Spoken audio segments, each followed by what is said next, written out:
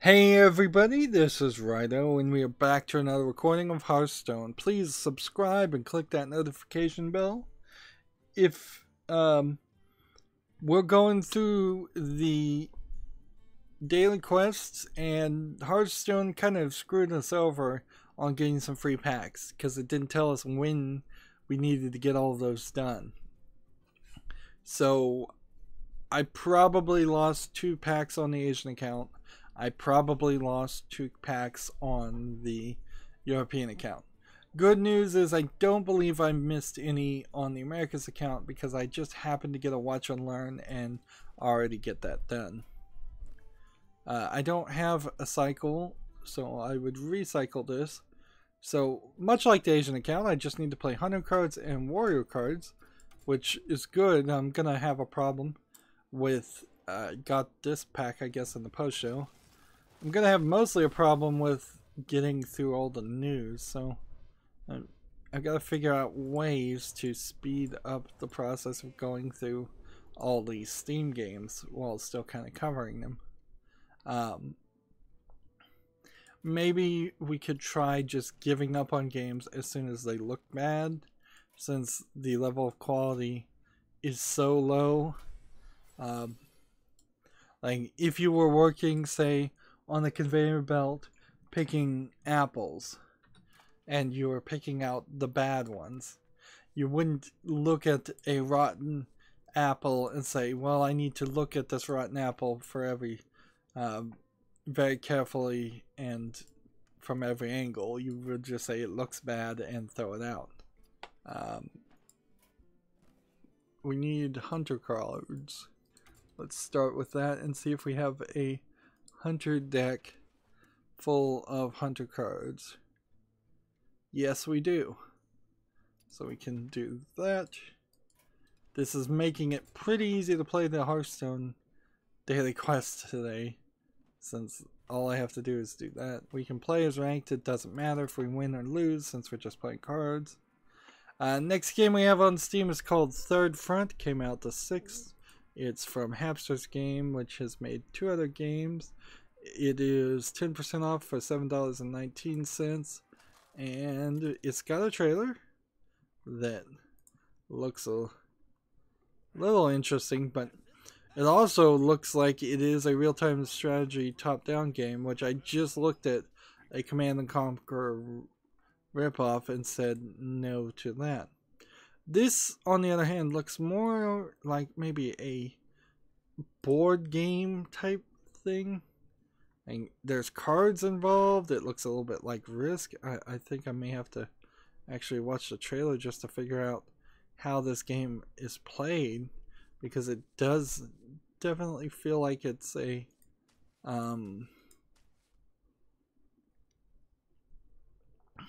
it's like some kind of deck collecting, almost like Risk game, but sped up.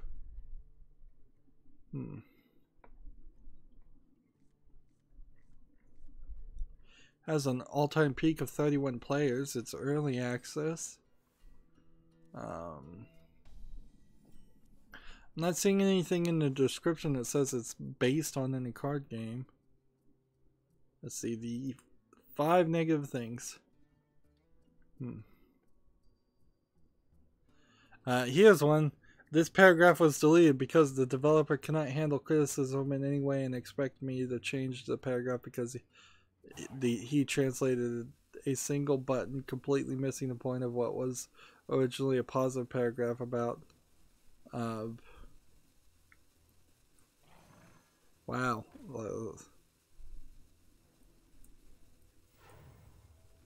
Let's see. What happens if I don't pick in time?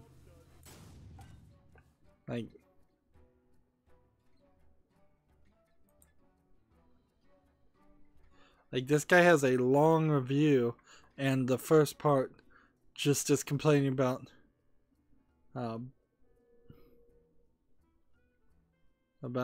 him.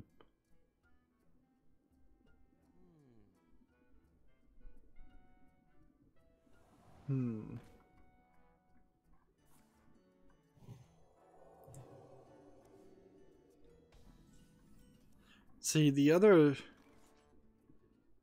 reviews are in different languages. I'm a little suspicious, even though it's 40 positive reviews. Like, let's see, switch this back to my language. Yeah.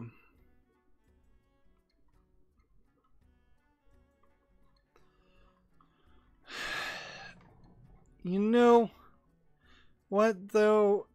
I can't. I mean, it really is the kiss of death of a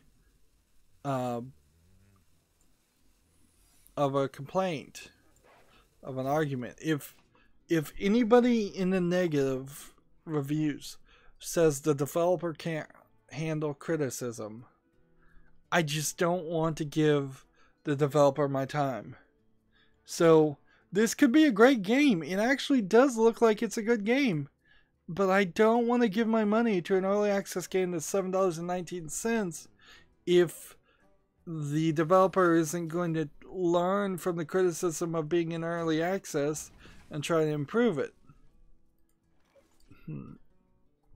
And it's kind of such a unique game that while there's Hearts of Iron, for instance, which is probably somewhat similar to that. There's a game called Cold of War that's free to play. There's War Thunder, Men of War. I don't play a lot of these military games, even if they were military board games. Men of War, Assault Squad, Brothers in Arms, games, Company of Heroes games. So a lot of military things here that, yeah, why not instead play Hearts of Iron, which, when I'm looking at Hearts of Iron, looks like it might be a somewhat similar experience to this other game. Yeah. So there's this room for trickery. There's a room for sabotage, where all somebody has to do in the review is complain about censorship. And I am just so anti-censorship that I would I'm willing to believe them to the point of not even giving this game its due. Third Front looks good. If it comes out of early access, it would be interesting. Like, their music band manager, the previous game, is 82% positive of 299 reviews. Their other game is 66 positive of 54 reviews, and that's called Hero Rush Mad King. So, like, it looks like they do slightly quality product. But that one thing, the fact that there might be censorship, really is just such a trigger for me. And it turns out I've always been very anti-censorship, to this weird story. And I have to preface this story with, I might be crazy and misremembering completely, and I cannot prove this is true at all. What I can prove is somewhere around a decade ago, give or take half a decade, so anywhere between 15 years to 5 years ago, I, in playing around with Photoshop, an old version of Photoshop, made a series of art pieces in which I took a famous painting of the birth of Venus, which has a bunch of naked men, women, cherubs, and a dolphin, and Venus naked coming out of an oyster shell in the middle. It's a very famous painting. You've almost certainly seen it. I was playing with that, and I was making a series of censorship things and doing in Photoshop some different censoring things and being ridiculous about the censorship. So one of the pictures that I do have and have found and actually have that printout is me doing a thick black inked outline on all the people and just whiting out the entire scene, so 90% of the entire picture is censored. It's just all you can see is sky.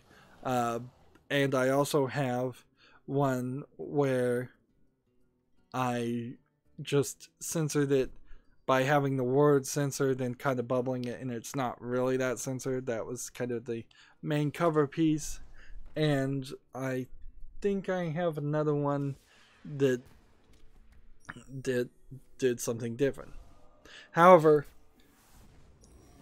as best as I recall, and this is the part where I can't prove because I don't have this picture. It should have been with the others, but it isn't. So maybe I'm just Mandela affecting myself.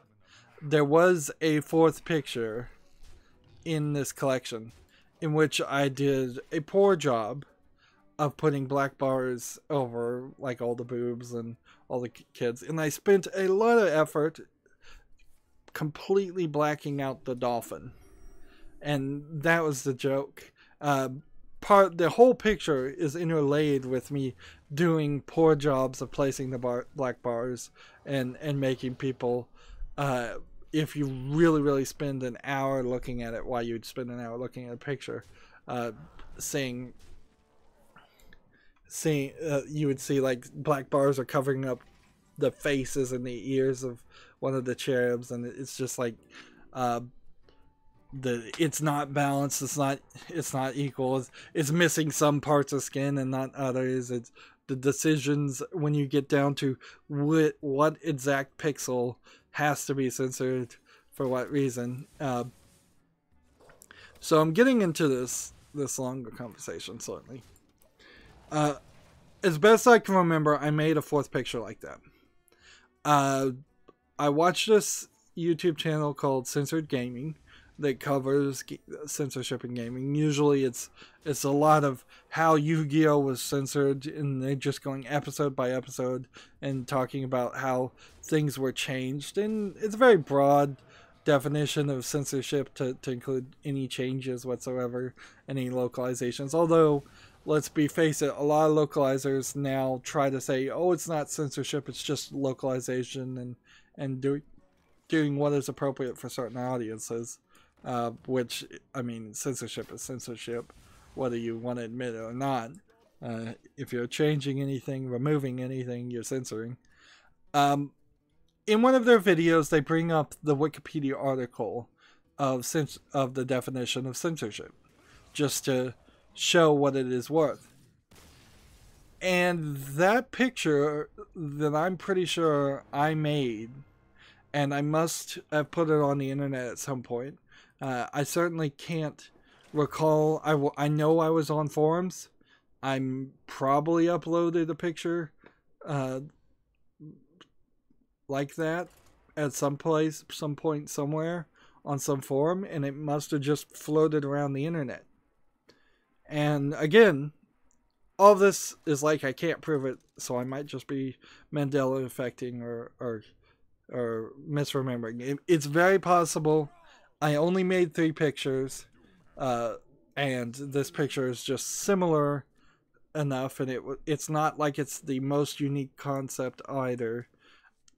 So that could be it. But if you go to Wikipedia right now and you look up the phrase censorship, you'll see a picture there. I'm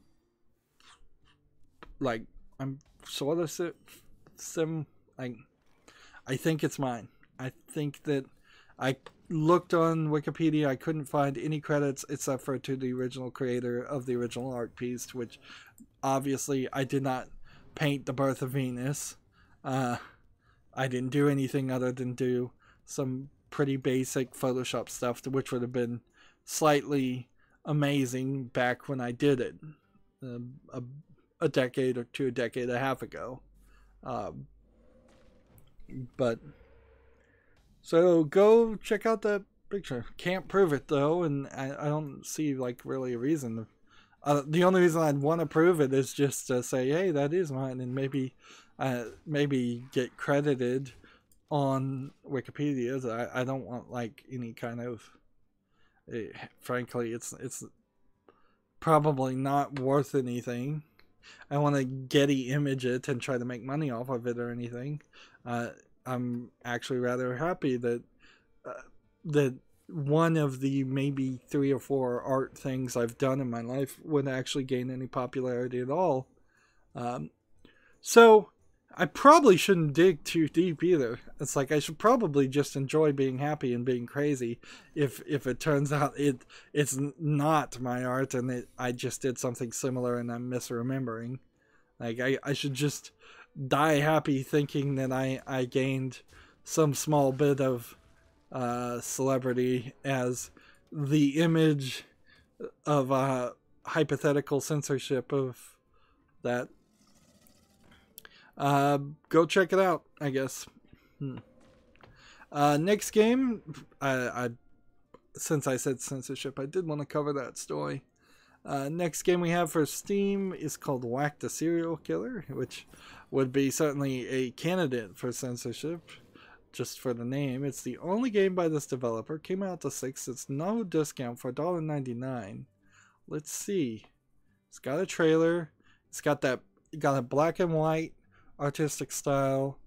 Now on the animation, it is thick black outlines, black outlines on the characters, but the angles are good.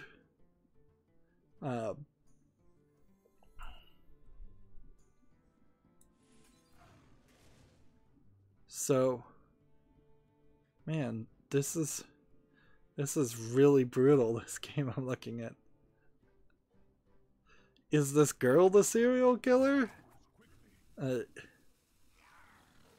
She's like...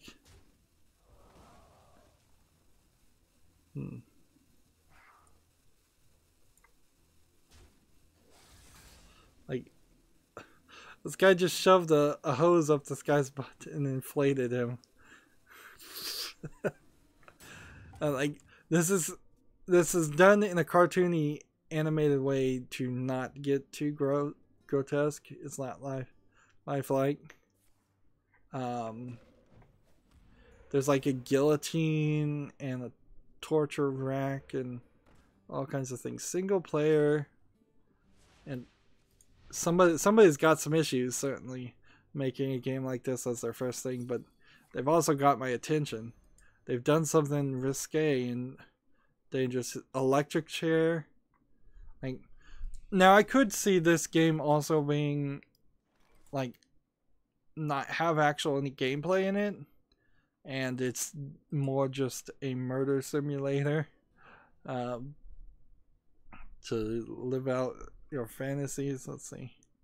Abducted and tied up in the basement by a psychopathic serial killer. It's up to you to turn the tables on this crazy freak and find all the ways to kill him in the most brutal and bizarre fashions, featuring everything from demonic toys to medieval torture methods. You'll be shocked and entertained with every kill. From the makers of Whack Your Neighbor, Whack the Burglars, and Whack the Creeps comes the most gruesome yet. And so there's like this whole series, I guess, of kill people.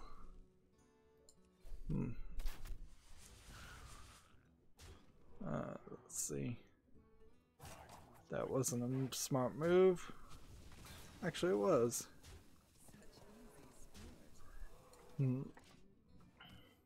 4 games for the price of 1, all in HD.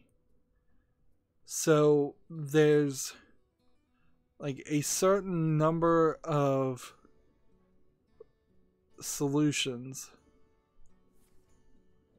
like that you need to find. Warning, these games aren't for everyone, but for those who love a bloody animation, crazy creative kills, all are a perfect way to spend a small amount of your day. Let's see.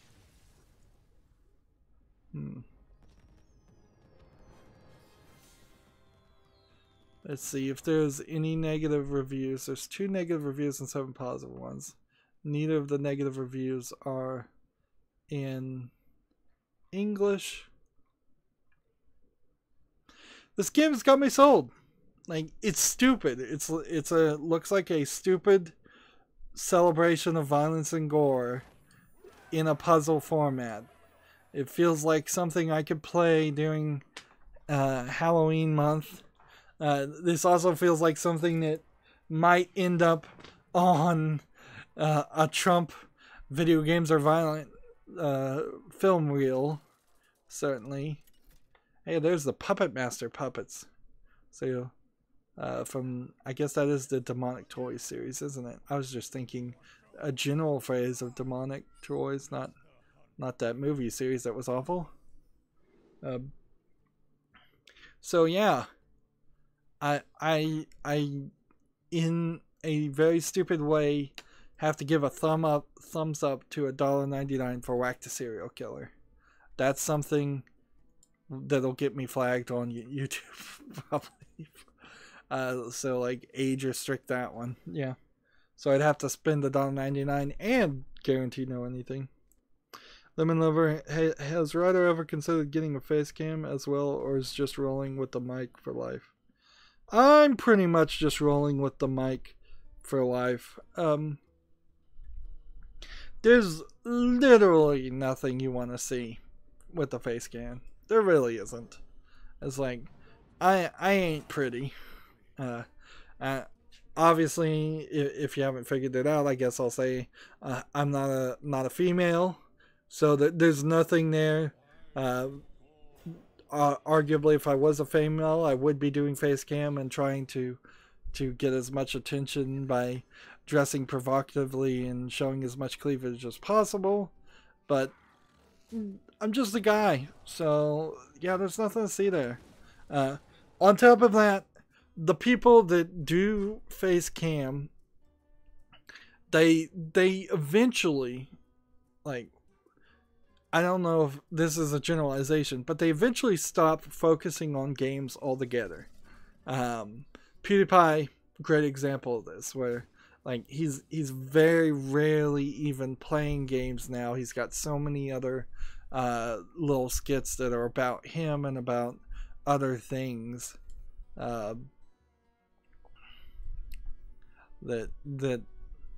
That's where face cam takes you. Once you start doing that. Yeah. So, yeah, I don't think we're ever going to do that. It also, I think, makes it just easier to show the games, and it makes it easier for people to listen to my words and try and understand them. There's Video Game Junkie in a similar way. Like, well, his, I believe directly, is from the fact that he's African American, and a lot of people were getting distracted / racist about that. So he doesn't do face cam for too much. Like, I just want it to be about the games. So yeah.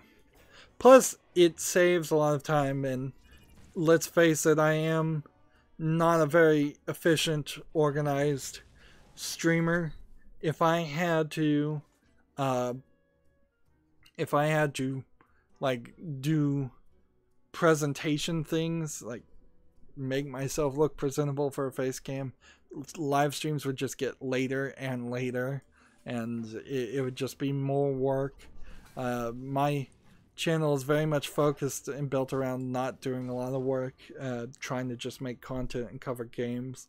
So every second that is built around trying to be presentable in front of a camera is a second that's taken away from actually making video game coverage, which I'm always struggling to make video game coverage.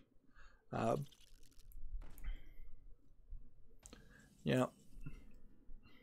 Also, I want to protect my privacy. Also, I don't want people to realize that sometimes in the post-show I just literally leave. There have been times where I've started games and totally run to the bathroom, and just maybe people recognize that I'm not moving the mouse and just letting the game sit there. Maybe some people won't. It's crazy that I kind of need to do that because YouTube loves live streams to go as long as possible regardless of the quality, but it is the case. So yeah, that's that. Lemon Lover said, good point, would lead to focusing more or away from games. Lemon Lover, I found out recently, Rydo, he's not African American. Crazy, I know. What? Video Game Donkey isn't? I could have sworn he was.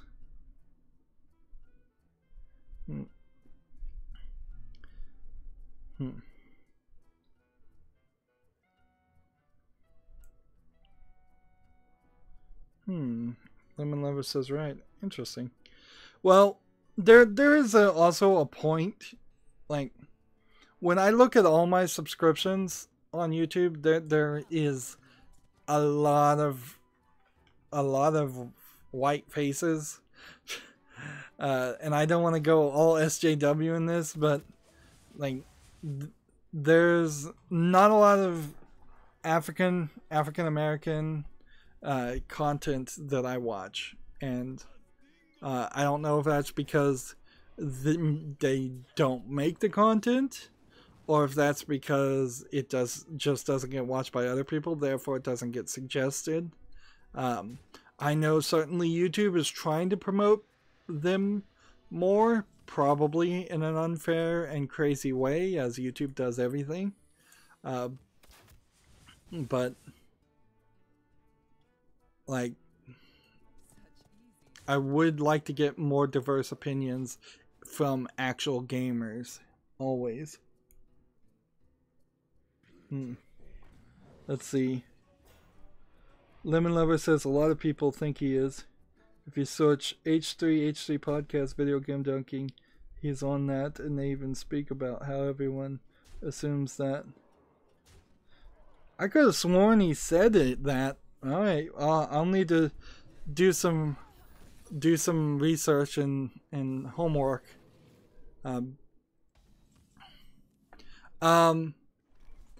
There was there's this British guy who was on The Escapist before The Escapist fell down, and he has all these artsy cutouts, and he doesn't do face cam too.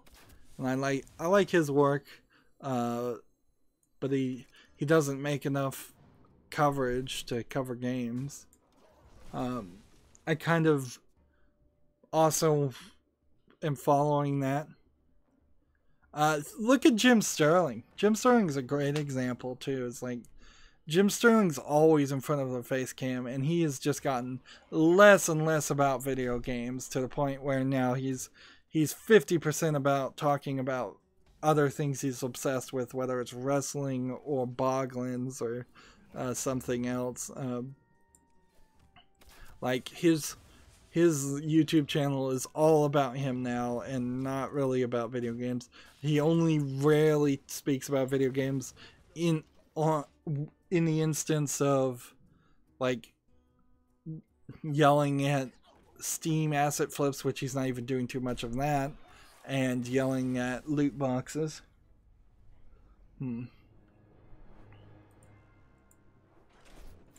Next game we have on Steam, and like I'm making too much progress on Hearthstone, which is not a bad thing, but not enough progress on games.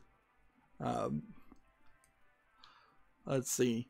We have a visual novel, free to play, called Fare Thee Well. Positive 100% of 14 reviews. Again, the animation for this one seems like a year or two below what I would expect a college graduate artist to have. Like, I really do dismiss some art styles as just being immature, poor artists, and that's true. This has an all-time peak of 8 people, but it's free to play, so you can't really beat that. No negative reviews, and so unless there was some kind of microtransactions in this, you could play fairly well. It looks like, if I was to say, this game is not your standard anime romance thing. It's definitely a Western animator doing a Western story.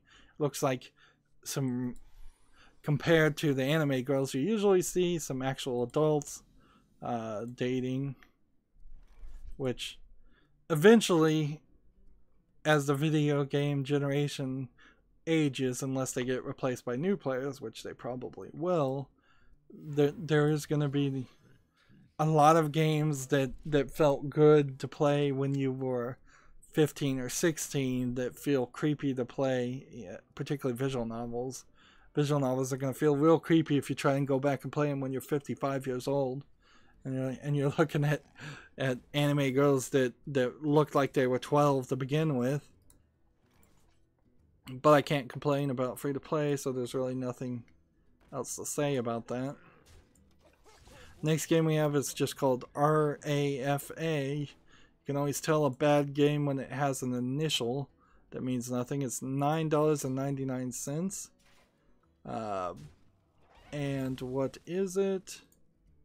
It's an asset flip of some kind of survival game on some kind of space planet. Spacemen on a planet. Just a bunch of flipped assets. Let's see. So we see that it's bad. There's no reviews. Let's just move on. I don't need to talk about games that have almost zero chance of ever getting mentioned or covered. Yeah. I do want more recommendations for video game content creators. I'm mostly balancing out a lot of my video game coverage YouTube with other kinds of YouTube. A lot of movie reviews. I like to listen to movie reviews. There's this whole hashtag change the channel against Channel Awesome right now, which I think in a lot of ways I probably already changed the channel on Channel Awesome about 6 months ago. It seems like there's a lot of poor management and a bad workplace environment going on Channel Awesome for all the content creators that want the nostalgia critic Doug Walker. And he was, while not the actual CEO of the corporation, basically running the place and using other people's work to promote himself. That's one of the things about so many people talk about you should collab with people that are slightly bigger than you. And I'm like, well, if I tried to collab with people that are slightly bigger than me, they're going to maybe make one video and then be upset with me that I didn't get them any new viewers, or they're going to help me a lot more than I help them, and then they're going to be upset with that. And collabing for covering video games only works on like multiplayer games, and there's a lot of scheduling issues. It's just something I don't see myself really doing.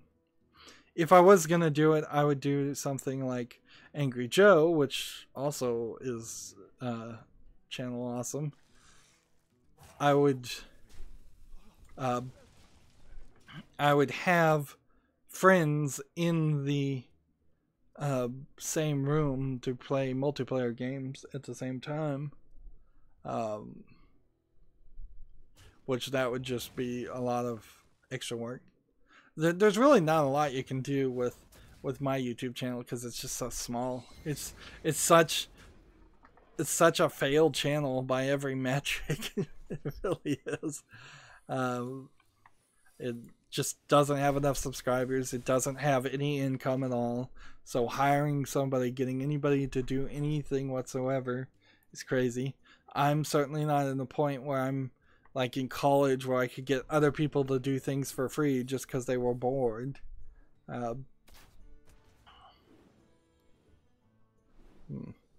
Angry Joe is a show that, I mean, Angry Joe really took that sabbatical, and I never really could get into his series anyways.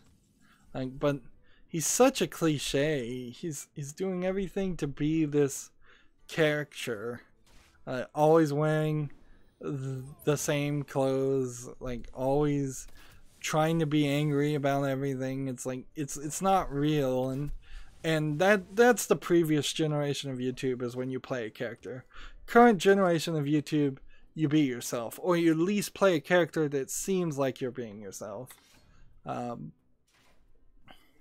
So yeah, I don't want to see, I don't want a lot of people just putting on characters and affectations. I want real video game people. Ideally, I want to follow other YouTubers that have less than 100,000 subscribers too. Like, I'm tired of propping up these giant YouTube channels that they don't care if they get one more view, and they're not going to do anything, and they're usually halfway to being burnt out as creators anyway, so they're not doing as good of work as they used to.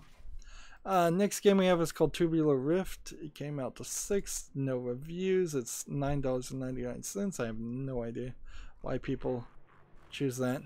I think probably Steam Direct needs a limiter on what you can set the price as. But that might get Valve in trouble for like monopoly problems. Like, but there's a lot of people putting games out for $9. This looks like a attempt, and if this was a student project, it looks like almost a good student project attempt at creating something close to a game like one of the old Nintendo 64 racing games. Maybe a little bit like the pod racing game, which wasn't too bad. It has a one-time peak of one person. It's early access, and of course no reviews. Yeah, I can't recommend Tubular Rift as a game, though. It just looks bad. And like I said before, I need to just start, if a game looks bad, saying it looks bad, moving on. Next game we have is called Mervyn and the Wicked Station. It's the 4th game or 3rd game from this developer, 25% off and $2.99. It's like 2 monkeys in space suits is the logo, but the actual trailer is, you know, a college level project of a game that looks like Commander Keen as far as a platformer. It's just not anywhere close to what modern games should look like.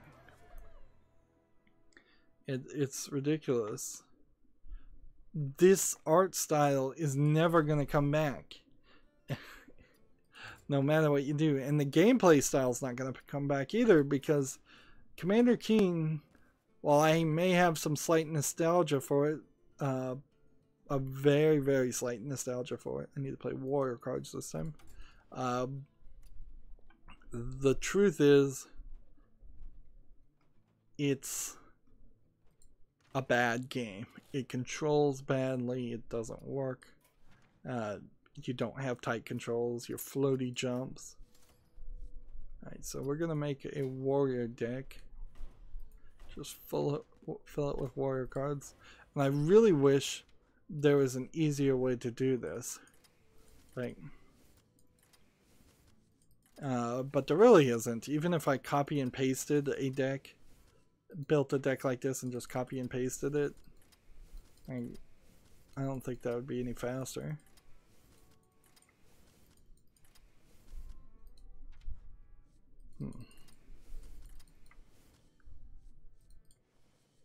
Keep on playing. There we go.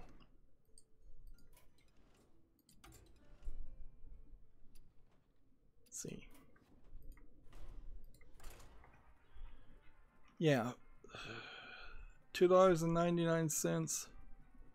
No reviews. I say skip Mervyn and the Wicked Station. I don't hate the concept of a monkey in a spacesuit looking for his female monkey companion. In fact, I kind of am rather tickled by the concept of a female anthropomorphized monkey, because I guess I just haven't seen that before. But It's, man, it just looks like an old game. It looks like a 1990s game. Moving on, we have a Destructoid article, which I don't watch Destructoid, so I don't know how I got this article. It's, quote, "The Messenger is the Ninja Gaiden successor we deserve." Anytime you say you deserve something, you probably don't. Let's see what this is. Well, this looks like an NES game, but unlike that, the previous game, with the monkeys that look like Commander King, at least they're making a sequel to Ninja Gaiden, which is, or a spiritual sequel to Ninja Gaiden, which would be a beloved and known title. See, The Messenger is coming to Switch and PC sometimes in 2018. I think if you play nostalgia, or do a nostalgia play on a game that is very, very much beloved and well known, I think at that point you might be able to cheat past the criticism that I've been making. Maybe not. Maybe we'll find very much that when we get more information about the Messenger, and we have people, I see people that played Ninja Gaiden on the NES and compare it to that, and they say, oh, it doesn't play anything like that, or I'd prefer just to play Ninja Gaiden, which maybe that is the case.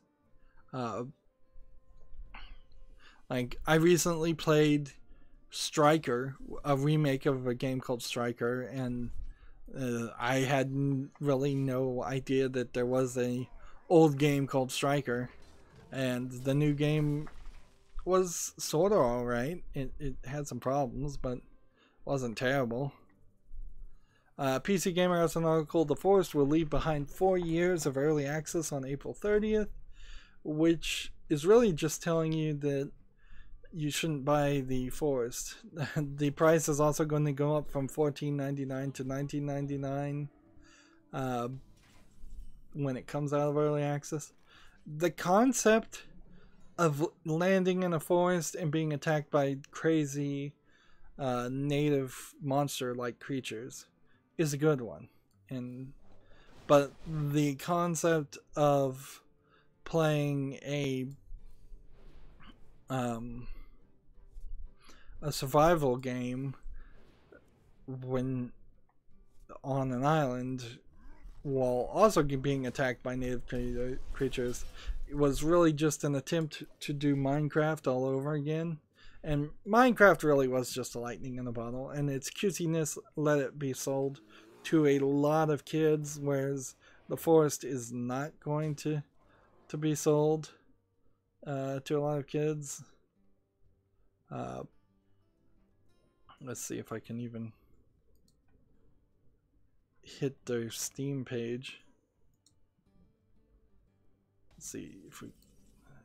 I'm trying to even get to the Forest Steam page, and I can't from PC Gamer because every link tells you to some other piece of junk, worthless bit of information. And there's no linking back, so maybe I have to Google it.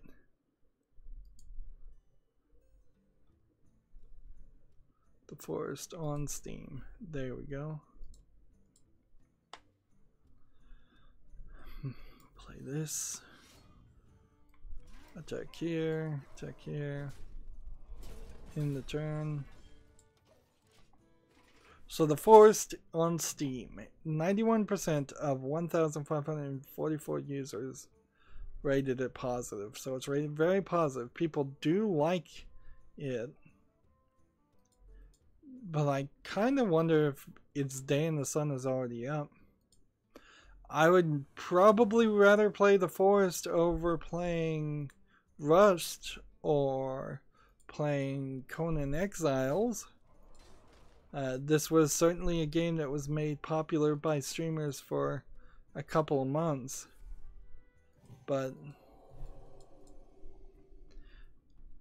I don't know if there's a real story or single player experience. So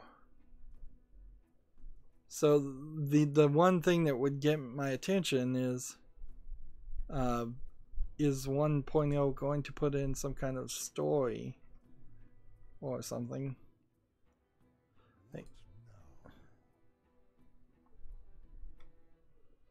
Let's see, hit this. And hit this. And do this. And then attack there.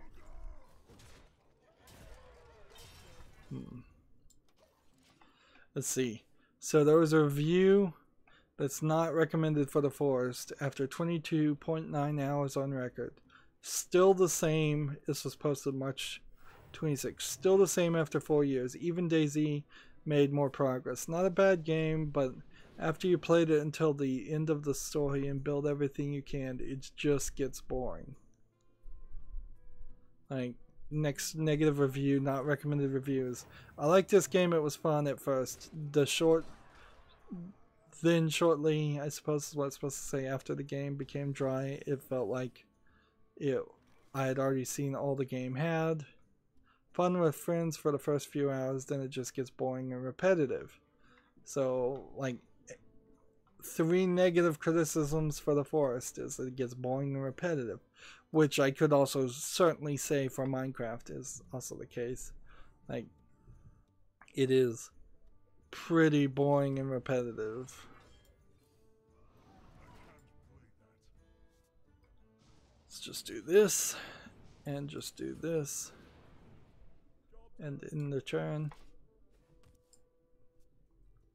And in line with the Forest coming out of early access, there's a completely different company releasing a game called The Secrets of the Forest, which I don't know if this is good name branding or what. It's 15% off for $9.34, and let's see, its publisher and developer are different, yet it's the first game on Steam for both of them. It's tagged as an early access action adventure game. What is it really though? I'm seeing a lot of black screens, a lot of what looks like a walking simulator. And see, these walking simulators in a lot of ways can be just asset flips, and it doesn't even have to look bad. You're apparently walking around an empty city trying to figure out what's going on. Yeah, it's a Unity game. It's got guns for a second there. It's got driving cars. This really is just a asset flip. Like, you kind of have to assume it is. You have to assume all games are asset flips before proven otherwise. Like, every single screenshot is just trees and ground and forest, which would sort of make sense for the Secrets of the Forest, but if you're gonna make a good game called The Secrets of the Forest, you can't just show pictures of the forest. You have to have a character, you have to have something in the forest, even if it's just like wolves or something interesting. Yeah, 15% off, $9.34, and it's just an asset flip. It really is. Moving on to the next game. So I keep running into opening the same game more than once, which is turning this into an interesting, less things to talk about than I thought I had. I must have really slept, because every single game I've talked about I opened twice. Let's see.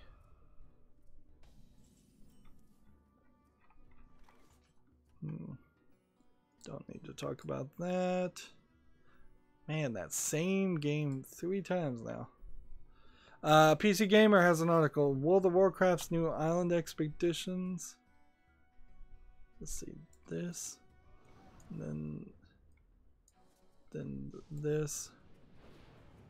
And this. And then the turn. World of Warcraft's new island expeditions are a refreshing alternative to dungeon grinding BS. A mix of player versus player versus enemy, or what does PvE mean? I don't even know. Is that player versus everyone, or is that player versus event or enemy? Let's see. Draw a card. And then do this. And do this. Then end of turn. So World of Warcraft is still trying to keep people playing, which I guess they're doing a decent enough job of that. And anything we see new in World of Warcraft, I guess, will eventually come to Hearthstone, so there will be some kind of island expedition idea translated to Hearthstone.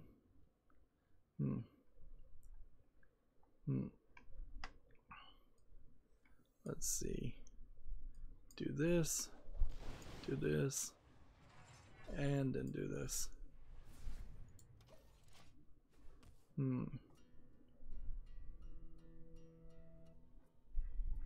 So yeah, if you're interested in World of Warcraft and their new expansion, I'm sure you can find more information about that. PC Gamer has an article, the 8 ugliest PC gaming cases we've ever seen. And let me see if any of these really have any reason that they need to be mentioned. Okay, I will say these are very artistic and very different types of computer cases, but they are hardly too divergent from a regular box that you get for a PC case. And see, PC Gamer in particular puts these images with their tweets, and this article specifically had an image of an all wooden computer case. And the only reason I clicked on this article, they clickbaited me, was because I wanted to see them talk about and show an all wood computer case and talk about how bad for airflow and how bad for cooling that would be.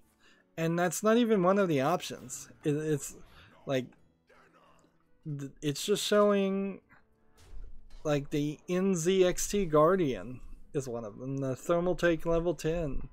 Like these are crazy looking, slightly artistic cases. The Deep Cool Steam Castle looks like a case I'd consider buying. There's nothing too strange about these cases. They're just done in a way so that they look different in a very flooded field of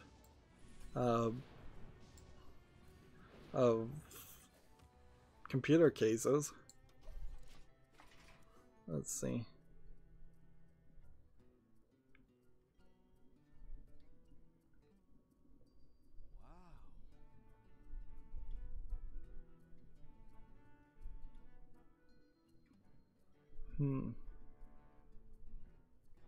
This is interesting. Somebody tweeted out a Fig game called Jengo, Jengo, and it's, well, it says, "Welcome to Backstage Pass for Jengo by Robot Wizard.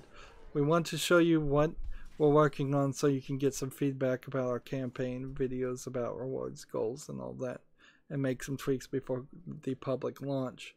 For this to work, we need you to keep things quiet before the big day." And see, I assume that this is just BS because somebody tweeted out this link. That's the only way I even have this. In exchange for your feedback and discussion, we have some exclusive pledge levels available to you during the backstage pass. Note that everything here is still in draft state and subject to change before the launch. Projects in Backstage Pass are confidential. Please keep quiet about these details of the campaign until the campaign launches, or you'll hear otherwise from us. And then it says, click this button that says I can keep a secret. That's not how news works. I am in no way agreeing to anything. I can keep a secret. I'm not going to. And this is just BS. It totally is. So I click that button and it takes me to what looks like a fig campaign place that has $28,960 of a $140,000 goal, 20% of its goal. There's a trailer here. Like, the idea that you would tweet out a link to something like this, or you'd have something on the internet without a code or something is ridiculous. Like, I don't think of Django, J-E-N-G-O, is a good name. It sounds too much like jingoistic, and that doesn't seem particularly what this is. This looks like it's a similar to Full Throttle point-and-click adventure game, so some of the later ones without all the action boxes. The animation looks to be a certain style that looks a little bit bad, but I think it's intentionally just drawn badly. Like, skill behind being drawn badly versus so many things just being done badly and then claimed to be an artistic style. Yeah, I might be interested in a point-and-click adventure when this game comes out, but I'm certainly not going to fund it. There is one Kickstarter out there, not a fig, but a Kickstarter that is sort of catching my attention, and that is the now available Myst 25-year edition thing. Special backer reward things that I haven't quite looked at yet, so it's one of my tabs that's still open. There's a ton of tabs still open. But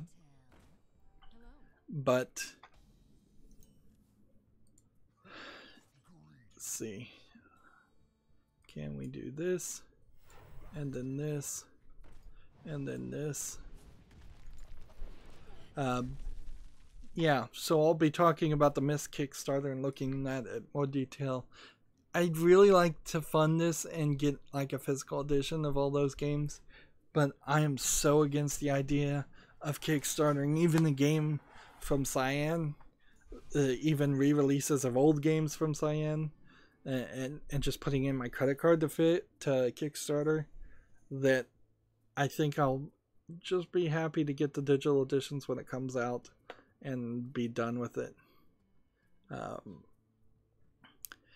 According to PC Gamer, you can already run mods on Skyrim VR, so interesting, I suppose.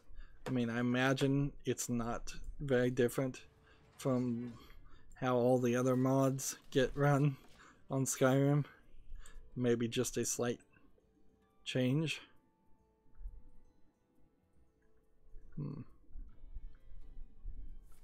Don't need to talk about that.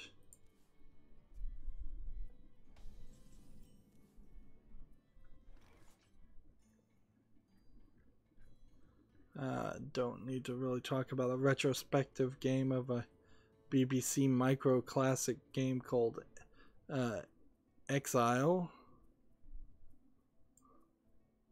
Like, that's just not any real information. Do this, and then this, and then this.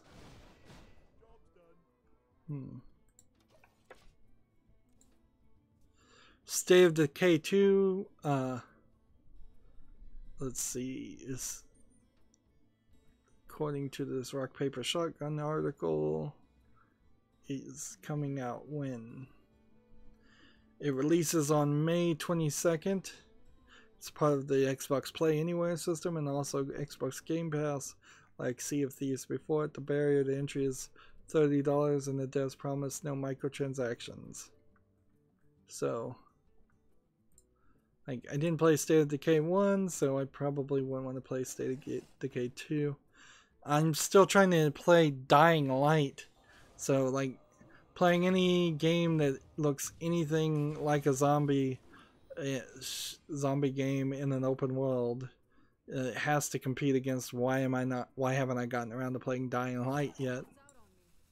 And then, if anything, I bought Zombie, ZOMBI, which, like, I should play that too.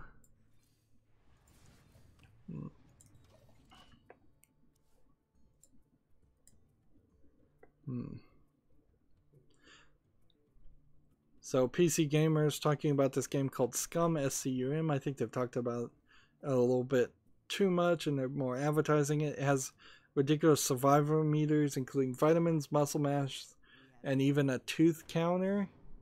Let's see if there's actually any information, though, in this article as far as a release date. Let's see.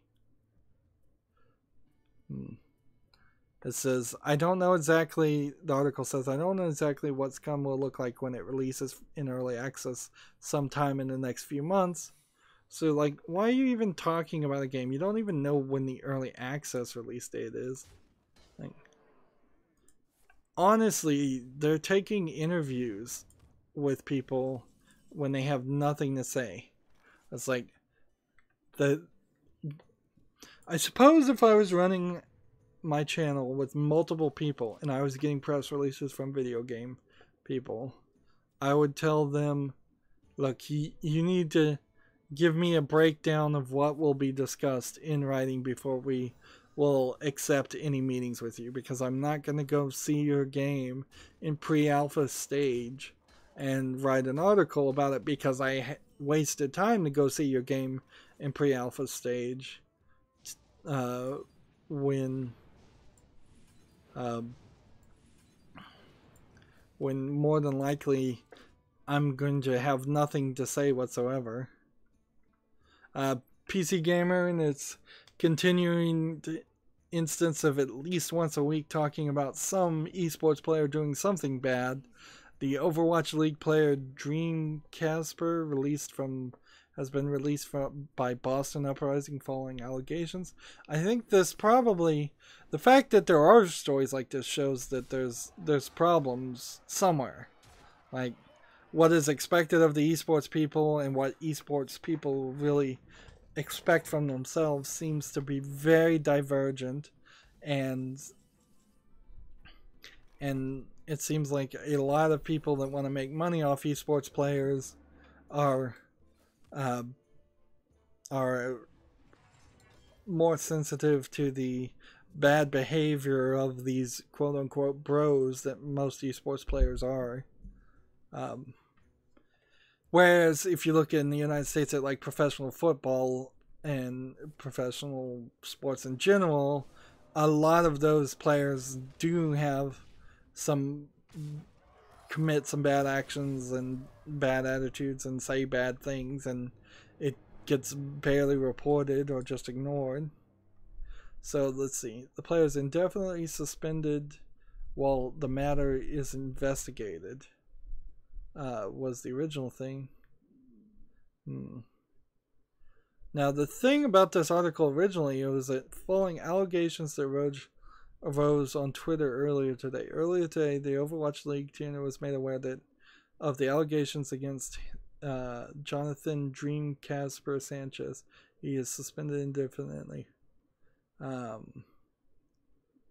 We take all allegations of this nature very seriously, and the result, he's been suspended. I don't know what the allegations are. That's the problem, is apparently we're in a world now where you can just make allegations and they won't even get reported as what the allegations are. Did he murder some babies? Did he strangle some puppies? Did he awkwardly hit on somebody? Is he a murderer? Let's see. The allegations mentioned in the statement of the post, backed up by currently unverified screenshots that say Sanchez engaged in extensive conversations, some of a sexual nature, with a reportedly 14-year-old fan who says she made Sanchez aware of her age early in the relationship. Sanchez was 21 years old. Okay. He's a creep. Sanchez is a star DPS player for the Boston. I don't even know what DPS is. I guess that's Overwatch something for the Boston Uprising, which currently has a 14-18 record and sits in 4th place on the overall Overwatch League standings. The situation is currently under investigation by Boston Uprising and the Overwatch leagues, but apparently not the police. Seems like this would be a police matter. Ridiculous how it's not being handled right. Ridiculous how many creeps there are out there, or potential creeps, or people who can be called creeps and everybody will believe them. Just a lot of craziness all over the world. Not fun. Not having a real bad experience with Hearthstone today. That's good. We got really lucky in the Asian and European accounts where we just need to play certain kinds of cards. So in the next recording we'll play some more warrior cards, we'll get through the news hopefully, and then we'll just be done. Stay tuned if you're watching live. That's going to be it for this recording. As always, I ask you to like, share, subscribe, comment, and watch every second of my videos. If you want a friend to follow me on any social media sites, there's a whole bunch of links down below in the description. If you want to support me even further, gift me a game on Steam. Thank you for watching. Have a good evening.